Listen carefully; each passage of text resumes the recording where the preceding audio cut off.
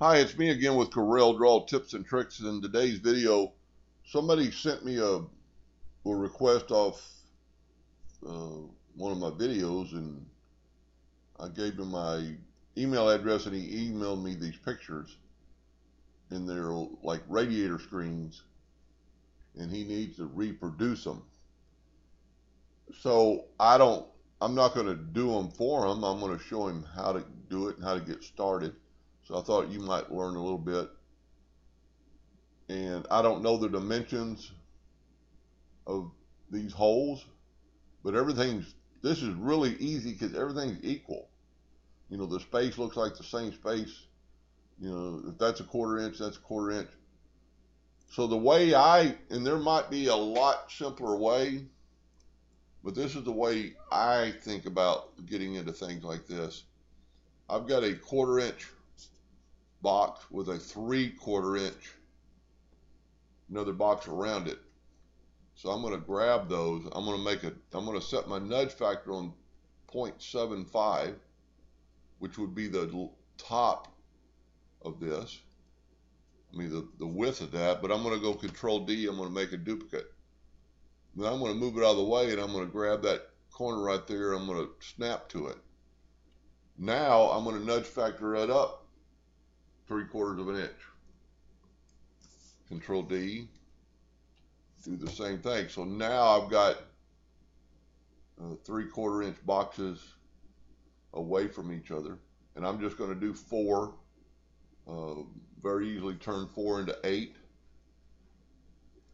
And then you need some um, filler sticks, these rods or whatever. So I'm going to make them a 1/4 inch, 0.25 by, let's just say 4. And this is why I use center of the page. So now, well, the first one was in the center of the page. So I need to group these together for a minute. Control G, hit center of the page. Put this in the center of the page. Now make a duplicate, Control D, and move it up. Control D, take the original again, Control D, and move it down twice. Now, and just a little insight, we need to grab all 4 of these bars, or all 5 of these bars. So you could hold down the Shift key and click all 5 bars, or you hold down the alternate Shift key and it'll grab anything it touches. Control D, make a duplicate of it, rotate it 90 degrees. Well, I must not have made a duplicate. Control D, rotate it back to 0. Now we basically have our basic design, but I'm going to use the alternate Shift again, and I'm going to grab these. And I'm going to move them out of the way for a minute. Then I need to grab these. Well, I'll group them together, so we'll ungroup them. Because when you weld this particular thing, it's going to take out those little dots. So now we're going to move this back over, and we're going to weld this. Then all you have to do is take your 4, I call them dots, but the 4 inside, and you're done. Now, all you have to do to make it bigger would 2 ways. You could start with more squares, because I'm not going to sit there and count how many you had.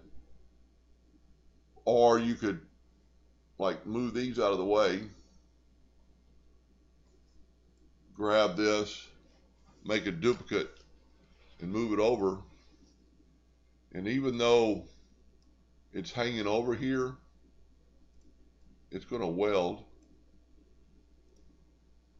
Then you would just, let's group these together. Control D. I mean, how fast was that?